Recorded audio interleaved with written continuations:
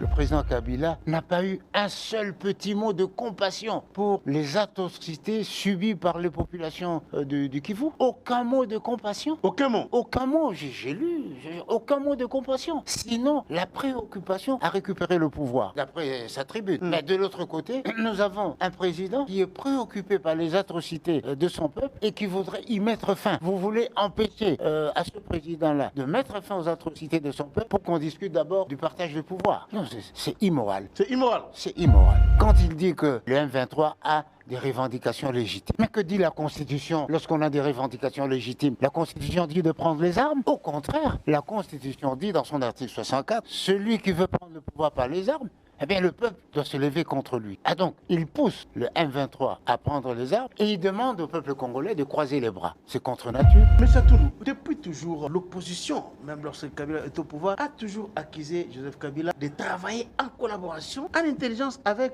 les groupes armés, notamment les M23. Peut-on conclure que les soutiens de Joseph Kabila au M23 ne datent pas d'aujourd'hui? Parce qu'il y a aussi des...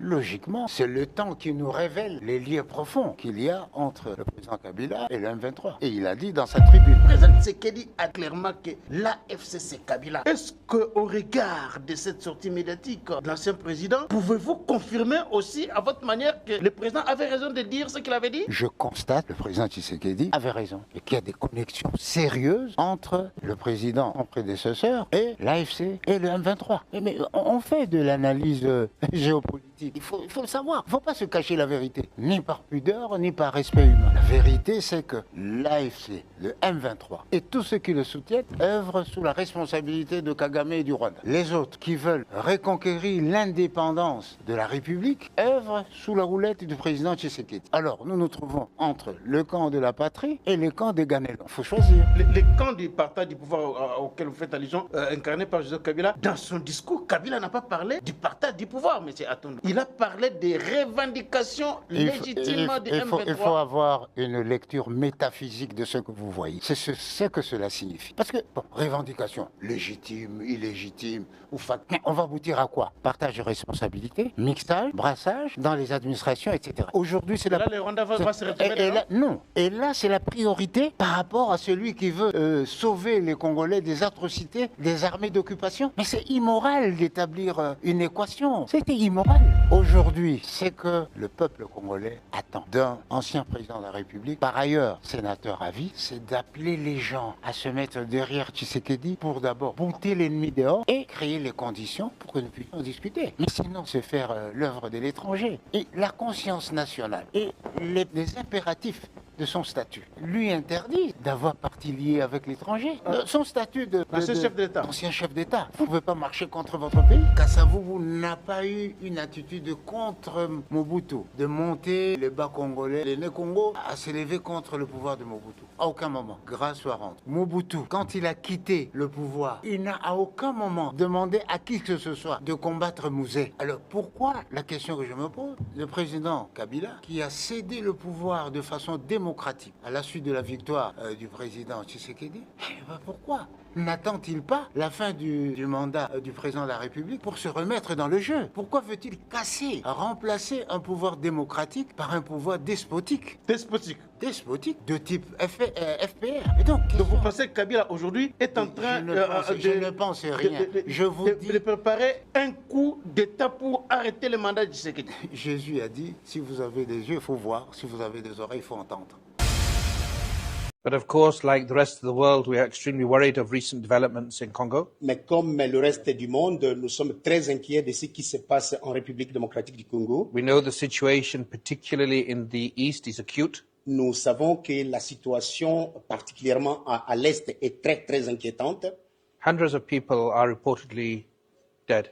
Des centaines de personnes sont mortes. Thousands injured. Et des milliers blessés. And the message has to be conveyed very clearly. Et le message doit absolument passer clairement. Any armed group, tout groupe armé, any armed forces, toutes forces armées, any allies of armed groups or armed forces, tous les alliés de forces de groupes armés et de forces armées, don't have a blank check. Ils n'ont pas un chèque à blanc. They must comply with international humanitarian law. Ils doivent se conformer aux normes et aux lois internationales. And I am very clear right now. Et je suis très clair là-dessus. The law must be seen to be effective. La loi doit être effective. All individuals must comply with the Rome Statute. Tous les individus doivent se conformer au statut de Rome. Nobody can attack civilians, Personne ne peut attaquer les civils, hurt people, blesser les gens, kill people. tuer les gens.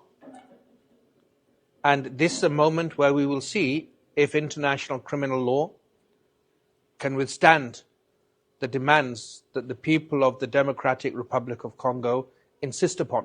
Et c'est à ce moment que nous pouvons voir si la loi internationale peut maintenir et soutenir la demande de la République démocratique du Congo et les citoyens. Which is the equal application of the law. Et cela, c'est l'application équitable de la loi. The people of the DRC Les populations de la République démocratique du Congo are as precious as the people anywhere on God's good earth. sont aussi précieuses que les gens de n'importe où à travers le monde. You are as precious as the people of Ukraine, Vous êtes aussi précieux que les gens de l'Ukraine, the people of Israel or of Palestine, les gens d'Israël et de la Palestine, the girls and the women of Afghanistan. les filles et les femmes d'Afghanistan.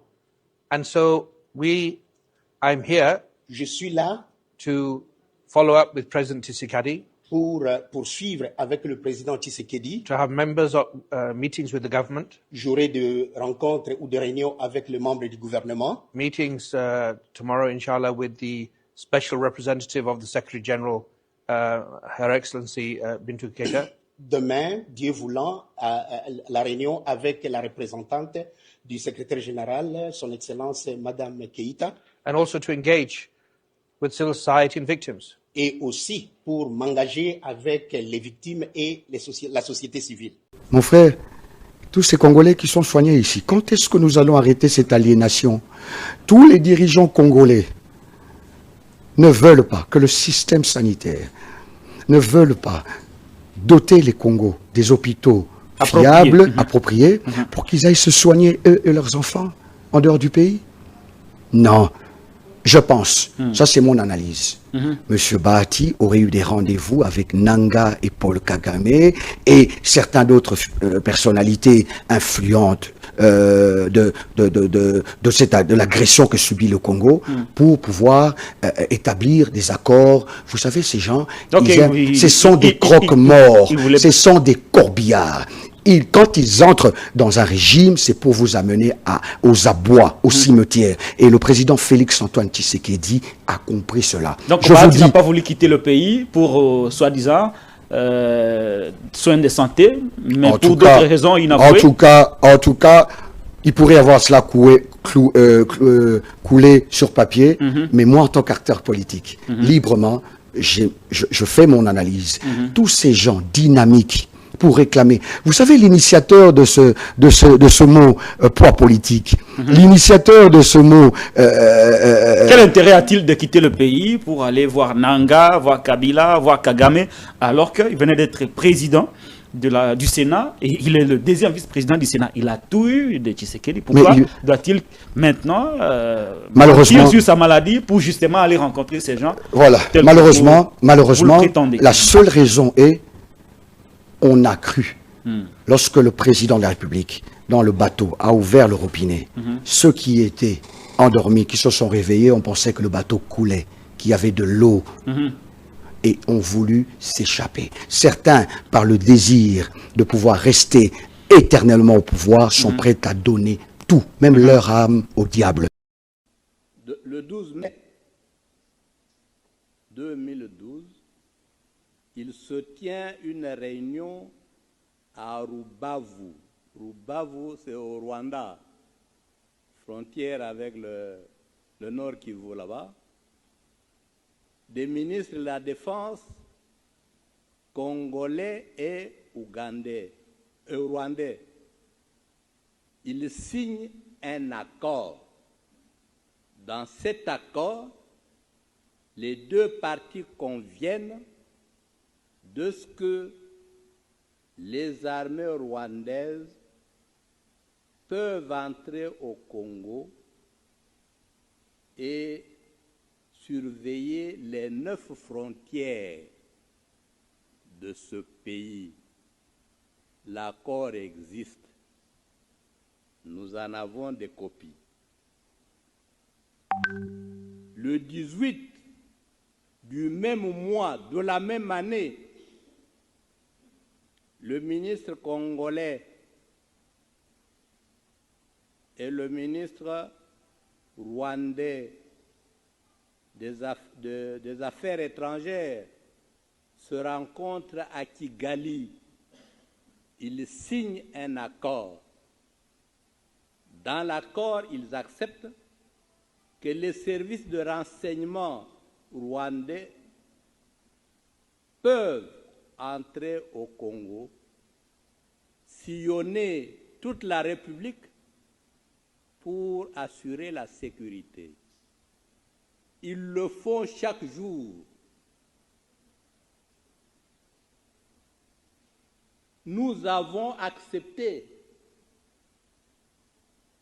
pendant que nous dormons, les autres circulent,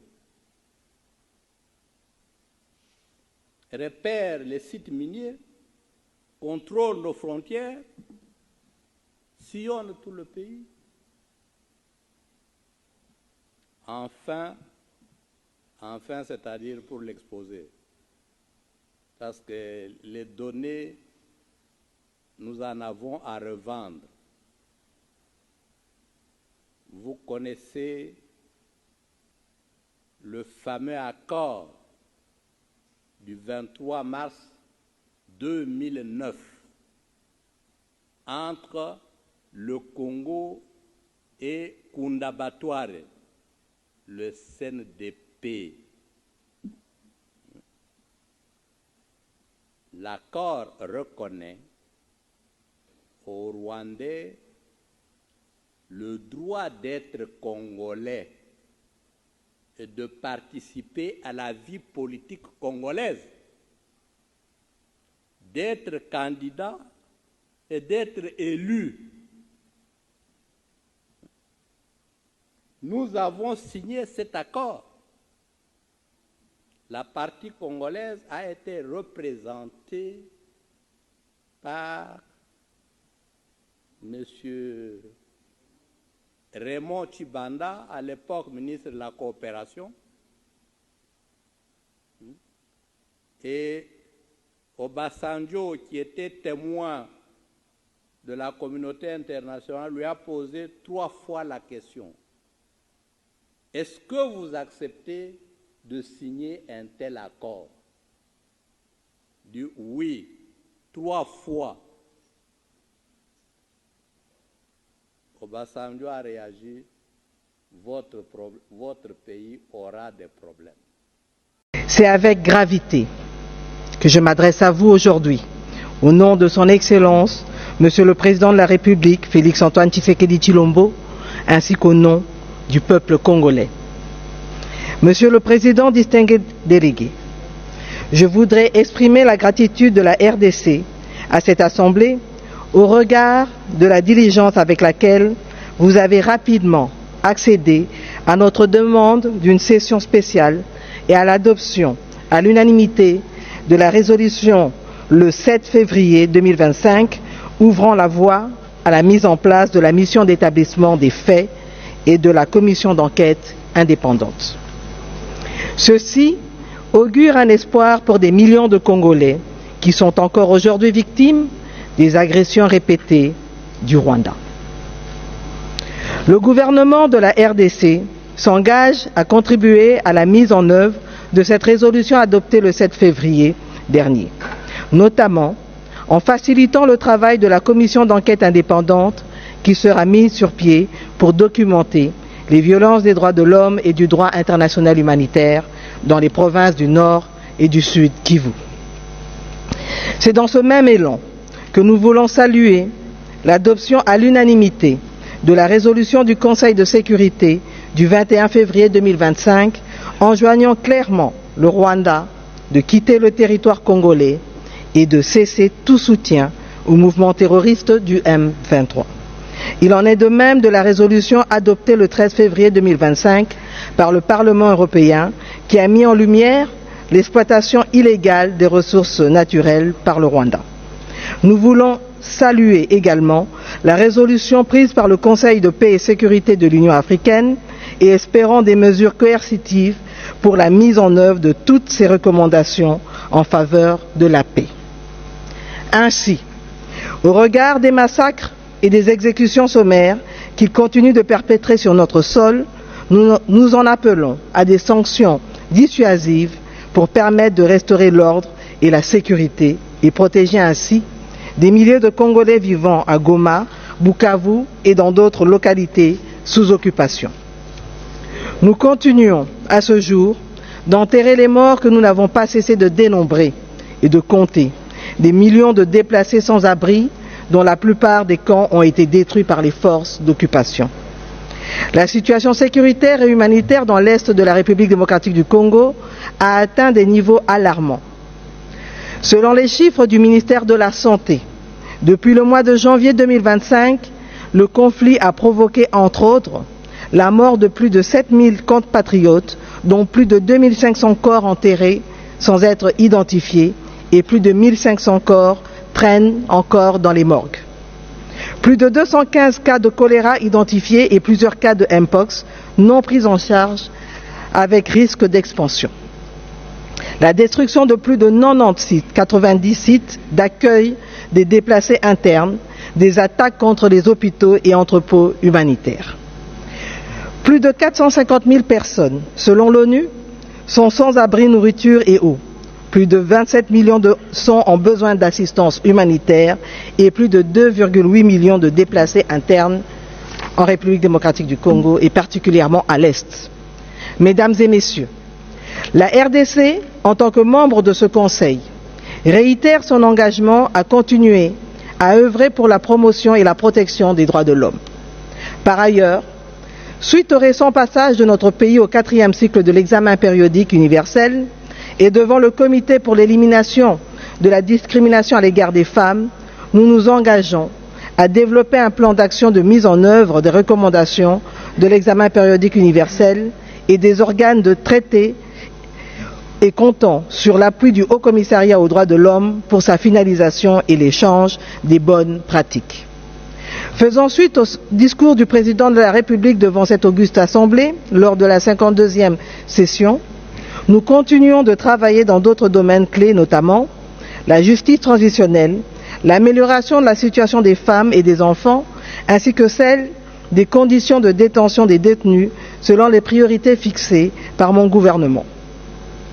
Concernant le droit à un environnement sain, la République démocratique du Congo, conformément à ses engagements en tant que pays solution, avec ses minerais stratégiques, ses forêts et sa biodiversité, continue de jouer son rôle pour la préservation de l'équilibre environnemental mondial, protégeant ensemble cet équilibre.